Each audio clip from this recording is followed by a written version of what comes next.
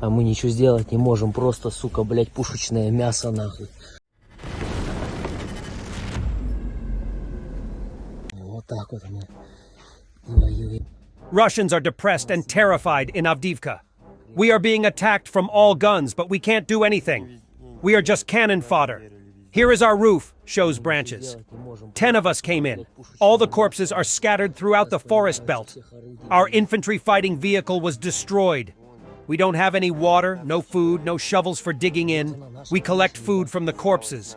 If it weren't for us being bombed, we could have filmed how many our guys are lying in the forest belt. There is nothing left of the forest, said the temporarily living occupiers complain in the Avdiivka direction.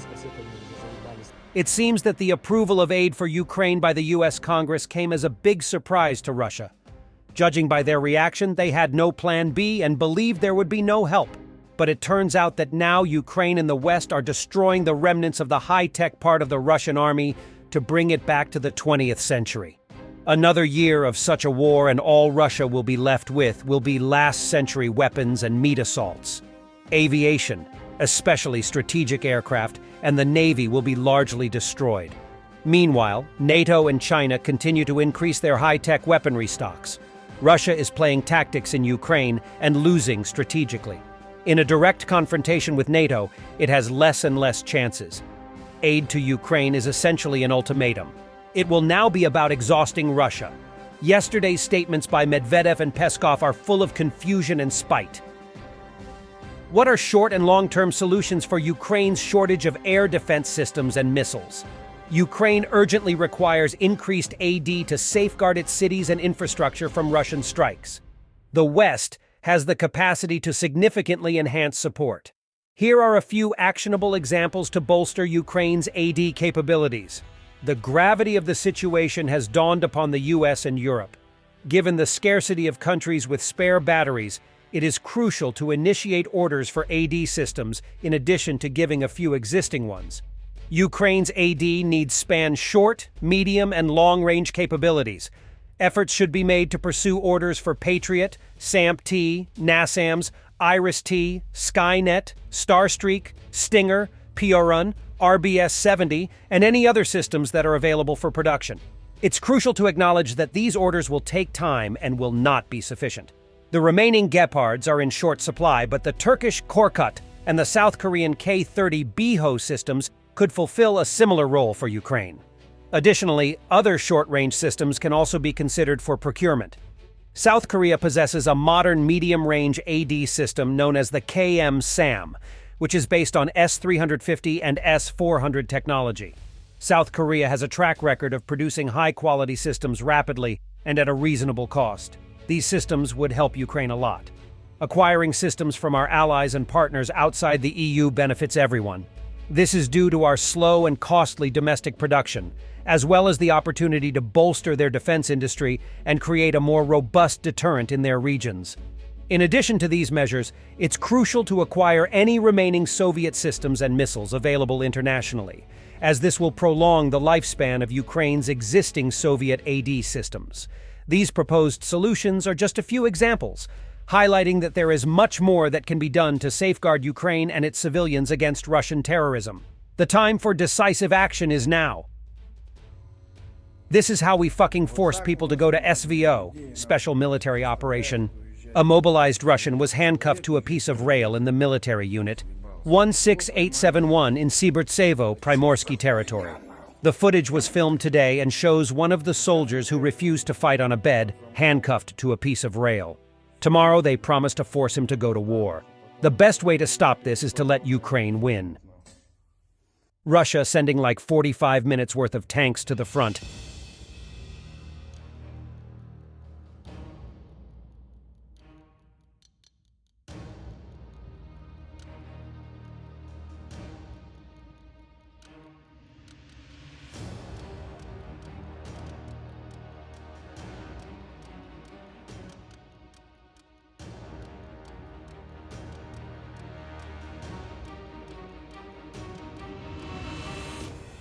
Denmark will deliver all the promised fighter jets to Ukraine. First deliveries will arrive in the summer. Danish ambassador to Ukraine, Ole Egberg Mikkelsen said. Do not worry, there will definitely be airplanes for Ukraine. This is our entire F-16 fleet, which is now being decommissioned because we are getting a new generation of F-35 aircraft. There is nothing to worry about. The F-16S will be delivered as promised. Це весь наш парк F-16, що зараз виводить. Testing Ukrainian FPV kamikaze with computer vision. The video shows that the drone automatically recognizes the silhouettes of people and has the ability to track the selected target.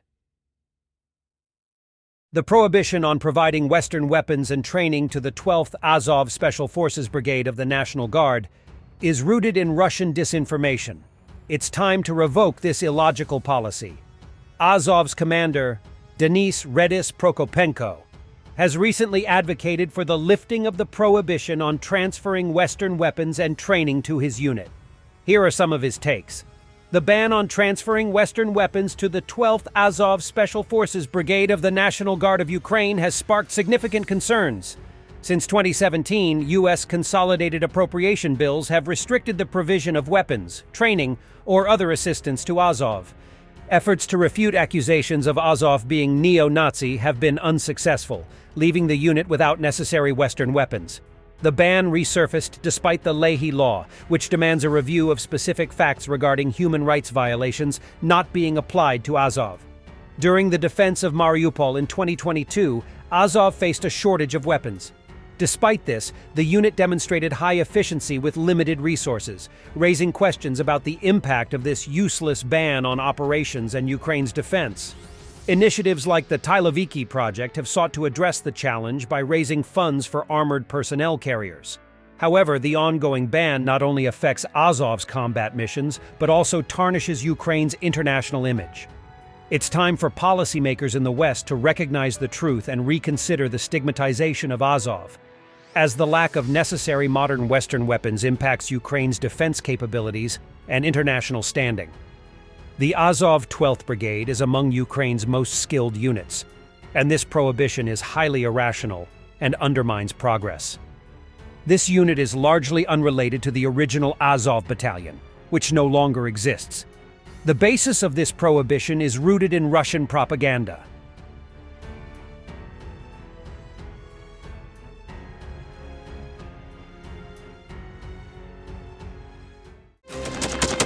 Thanks for watching, and don't forget to subscribe. Also, if you want to support Warthog Defense, please become our member and get early access to new videos, exclusive members-only videos, and become administrator in comment section. The membership link is in the description. Rescues every day. We had a guy last week, it's 6 rescues in 6 days. You know, he's doing the job every day.